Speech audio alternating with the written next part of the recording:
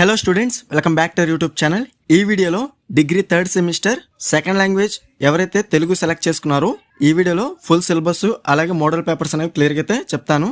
So కన్ఫర్మ్గా prepare అయితే అవ్వాలన్నమాట. ఇది ఓన్లీ 2025-26 అడ్మిటెడ్ బ్యాచెస్ ఎవరైతే ఉన్నారో సో వారి కోసం మాత్రమే అనమాట. ఇది న్యూ సిలబస్ స్టూడెంట్స్కి మాత్రమే. డిగ్రీ థర్డ్ సెమిస్టర్లో తెలుగు సబ్జెక్ట్ ఎవరైతే సెలెక్ట్ చేసుకున్నారో పేపర్ నేమ్ వచ్చేసి సృజనాత్మక రచన పేపర్ నేమ్ అనమాట. సో ఇందులో మనకి ఫుల్ సిలబస్ అనేది క్లియర్గా చూసుకోవచ్చు. టోటల్గా మనకి 5 యూనిట్స్ అయితే ఉంటాయి. యూనిట్ 1 వచ్చేసి వాక్య నిర్మాణ రీతులు, యూనిట్ 2 వచ్చేసి కవిత్వ నిర్మాణ రీతులు, అలాగే యూనిట్ 3 వచ్చేసి కథా నిర్మాణ రీతులు, అలాగే యూనిట్ 4 వచ్చేసి వ్యాస రచన రీతులు, అలాగే యూనిట్ 5 వచ్చేసి మాధ్యమ రచన రీతులు.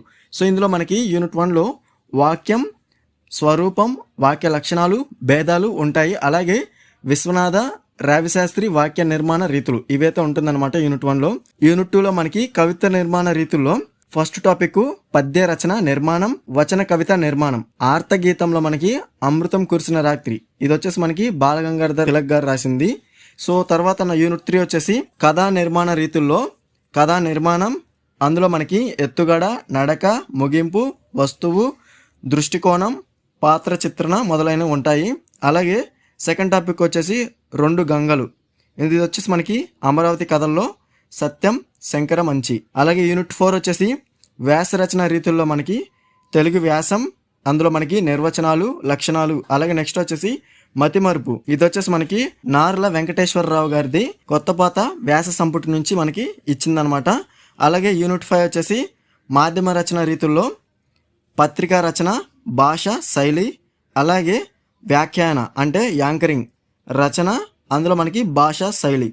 అలాగే అభ్యాసనాంశాల్లో మనకి జాతీయాలు, సామెతలు, లేఖ రచన, కరపత్ర రచన. ఓకేనా, ఇవైతే ఉంటుందన్నమాట టోటల్ సిలబస్ అనమాట. ఇది న్యూ సిలబస్ అనమాట. ఓకేనా, నెక్స్ట్ వచ్చేసి మోడల్ పేపర్ విషయానికి వస్తే మనకి ప్రశ్నపత్ర నమూనాలో 2 విభాగాలు ఉంటాయన్నమాట. అంటే మనకి క్వశ్చన్ పేపర్లో 2 విభాగాలు ఉంటాయి. సెక్షన్ ఏ, సెక్షన్ బి ఏ విధంగా ఉంటుందో ఇక్కడ మనకి ఆ విభాగం అలాగే ఆ విభాగం. సో ప్రీవియస్ సెమ్స్లో ఏ విధంగా ఉంటుందో సేమ్ అదే విధంగా ఉంటుంది మీకు ప్రశ్నపత్ర నమూనా అనేది. సో ఇందులో మనకి సంక్షిప్త సమాధాన ప్రశ్నలు ఇది వచ్చేసి మనకి టోటల్గా 8 అయితే ఇస్తారు. అందులో మీరు 5 అయితే అటెంప్ట్ చేయాలి. 5 into 4 20 మార్క్స్ అనమాట. ఆ విభాగంలో మొత్తం 8 ప్రశ్నలు ఇచ్చి 5 ప్రశ్నలకు సమాధానం రాయండి అని ఇవ్వాలి. టోటల్గా మనకి సెక్షన్ ఏ కనుక మీకు 8 క్వశ్చన్స్లో ఏ విధంగా 5 రాస్తారో సో ఇందులో కూడా మనకి సేమ్ 8 క్వశ్చన్స్ ఇస్తారు. 5 అయితే అటెంప్ట్ చేయాలి. ఒక్కొక్క క్వశ్చన్కి మనకి 4 మార్క్స్ అనమాట. 5 into 4 20 మార్క్స్ అనేవి గెయిన్ చేసుకోవచ్చు ఆ విభాగంలో. నెక్స్ట్ వచ్చేసి రెండో విభాగంలో మనకి ఆ విభాగం వ్యాసరూప సమాధాన ప్రశ్నలు. ప్రతి యూనిట్ నుంచి తప్పనిసరిగా 2 ప్రశ్నలు ఇచ్చి ఒక ప్రశ్నకు సమాధానం రాయమనాలి. ఇది అంతర్గత చాయిస్. అంటే ఈచ్ యూనిట్ నుండి 2 లాంగ్ ఆన్సర్ క్వశ్చన్స్ ఇస్తారు. ఆ 2లో మీరు ఒక క్వశ్చన్ రాయాలి. అలాగా 5 యూనిట్స్ నుంచి 5 క్వశ్చన్స్ అనేవి మీరు అటెంప్ట్ అయితే చేయాల్సి ఉంటుంది. 5 into 10 50 మార్క్స్ అనమాట. టోటల్గా మనకి 70 మార్క్స్కి అయితే పేపర్ అయితే ఉంటుంది. Next most important model papers అనేవి క్లియర్గా చూసుకోవచ్చు. సో టైం వచ్చేసి మనకి 3 hours అయితే ఉంటుంది. మ్యాక్సిమం మార్క్స్ ఆల్రెడీ చెప్పాను కదా 70 మార్క్స్ అనమాట. సో పేపర్ నేమ్ సృజనాత్మక రచన. సో ఫస్ట్ విభాగంలో మనకి టోటల్గా 8 క్వశ్చన్స్ అనేవి ఇస్తారు. ఫస్ట్ క్వశ్చన్ వాక్యం, ప్రాధాన్యం, రెండోది వచన కవిత, ఎత్తుగడ నుంచి, అలాగే థర్డ్ది వచ్చేసి మనకి కథ, పాత్ర చిత్రణ, ఫోర్త్ది వచ్చేసి వ్యాస నిర్వచనం, ఫిఫ్త్ది వచ్చేసి రిపోర్టర్ లక్షణాలు, సిక్స్త్ వచ్చేసి యాంకరింగ్ ప్రయోజనాలు, అలాగే సెవెంత్ది వచ్చేసి క్రింది జాతీయమును వివరించండి. ఇందులో మనకి సింహావలోకనం, అలాగే రెండోది కాకతాళీయం, అలాగే లేదంటే మనకి ఆ విభాగం అనేది కూడా ఇచ్చారు. అంటే అంతర్గత చాయిస్ అనమాట. మీకు తెలిసిన 4 సామెతలు రాసి వివరించండి. సో మీరు 7లో ఫస్ట్ దన్న రాయొచ్చు, లేదంటే లేదా అని మనకి మెన్షన్ చేశారు కదా అది కూడా మీరు అటెంప్ట్ అయితే చేయొచ్చు. ఇది అంతర్గత చాయిస్ కింద అయితే ఇచ్చారు. 7th క్వశ్చన్ 8th క్వశ్చన్ అనేది.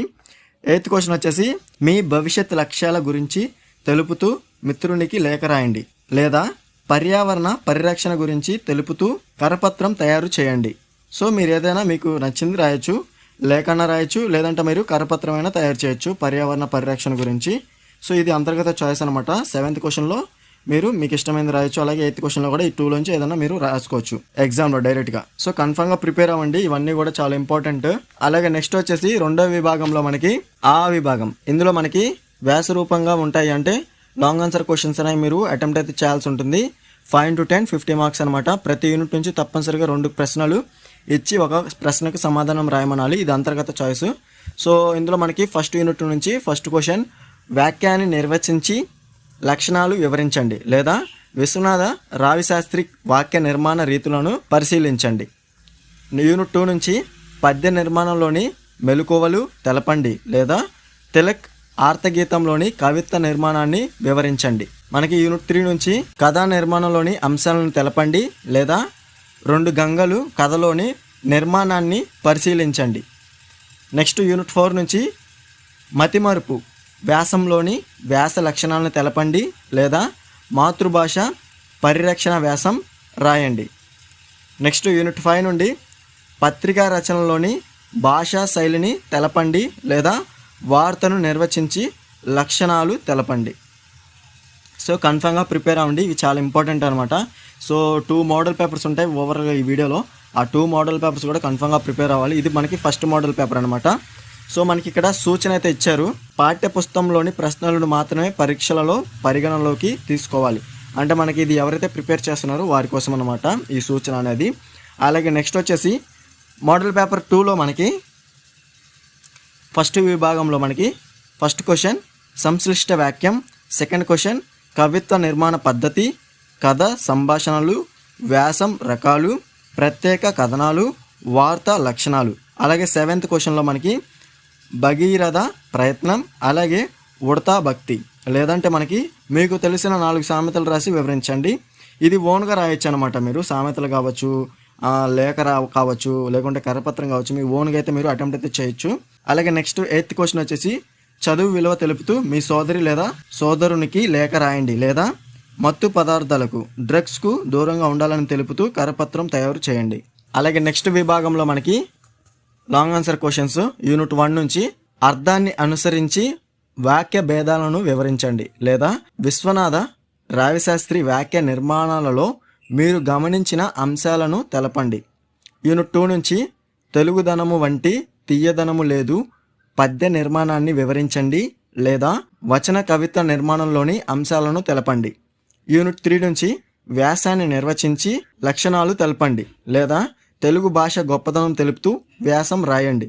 నెక్స్ట్ యూనిట్ 4 నుంచి రిపోర్టర్ లక్షణాలు, నీతి నియమాలు తెలపండి లేదా యాంకరింగ్ లక్షణాలు వివరించండి. నెక్స్ట్ యూనిట్ 5 నుంచి 2 గంగలు కథలోని నిర్మాణాన్ని చర్చించండి లేదా కథా నిర్మాణంలోని భాష సంభాషణలను ప్రాధాన్యం తెలపండి. సో ఇది మనకి ఓవరాల్గా మోస్ట్ ఇంపార్టెంట్ మోడల్ పేపర్స్ అనమాట. సో కన్ఫర్మ్గా ప్రిపేర్ అవ్వండి. సో సపరేట్ ఇంపార్టెంట్ క్వశ్చన్స్ అని నేను ఎప్పుడు ప్రిపేర్ చేయలేదు, ఎందుకంటే మనకి చాలా ఈజీగా అయితే ఉంటుంది. సెకండ్ లాంగ్వేజ్ కావచ్చు, ఫస్ట్ లాంగ్వేజ్ కావచ్చు. సో ఇంగ్లీష్ ఎంత ఈజీగా ఉంటుందో మీకు సెకండ్ లాంగ్వేజ్ కూడా అంతకంటే ఎక్కువ అయితే మీకు ఈజీగా అయితే ఉంటుందన్నమాట. సో కన్ఫర్మ్గా మీరు ప్రతిదీ ప్రిపేర్ అవ్వండి. సో కన్ఫర్మ్గా సిలబస్ కూడా చాలా తక్కువ అయితే ఉందన్నమాట 3rd సెమిస్టర్లో సెకండ్ లాంగ్వేజ్ అనేది. సో చాలా ఈజీగా అయితే అర్థమవుతుంది. ఓకేనా స్టూడెంట్స్? సో కన్ఫర్మ్గా సిలబస్ చెక్ చేసుకోండి. అదే సిలబస్ ఉంటేనే కన్ఫర్మ్గా ఫాలో అవ్వండి. మోడల్ పేపర్స్ కూడా మీరు డెఫినెట్గా ఏది స్కిప్ చేయడానికి వీల్లేదు. 2 మోడల్ పేపర్స్ కూడా కన్ఫర్మ్గా ప్రిపేర్ అవ్వండి.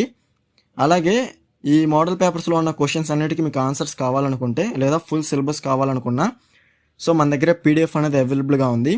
ఆ పీడిఎఫ్ మెటీరియల్లో మీకు ఫుల్ సిలబస్ ఉంటుంది, మోడల్ పేపర్స్ ఉంటాయి, యూనిట్ వైజ్గా క్వశ్చన్స్ విత్ ఆన్సర్స్తో నీట్గా అయితే ఉంటుందన్నమాట. ఓకేనా స్టూడెంట్స్? కావాల్సిన వారు డిస్క్రిప్షన్లో టెలిగ్రామ్ ఐడి అయితే ఇచ్చాను, అక్కడ నుంచి మీరు డైరెక్ట్గా కాంటాక్ట్ చేసి ఫుల్ పీడిఎఫ్ మెటీరియల్ అనేది ఈజీగా అయితే బై అయితే చేసుకోవచ్చు. లో కాస్ట్ అయితే మీకు పీడిఎఫ్ అనేది సెండ్ అయితే చేస్తాను. ఈ వీడియో నచ్చితే లైక్ చేసి మీ ఫ్రెండ్స్ అందరికీ షేర్ అయితే చేయండి. ఇంకా ఎవరైనా మన ఛానల్ని సబ్స్క్రైబ్ చేసుకోకపోతే డెఫినెట్గా సబ్స్క్రైబ్ అయితే చేసుకోండి. అలాగే బెల్ ఐకాన్ మీద క్లిక్ చేసి ఆల్ నోటిఫికేషన్ అనేది యాక్టివేట్ చేసుకోండి. అప్పుడే మన ఛానల్లో పెట్టే లేటెస్ట్ అప్డేట్స్ అనేవి మీరు మిస్ అవ్వకుండా నోటిఫికేషన్ ద్వారా వస్తుంది.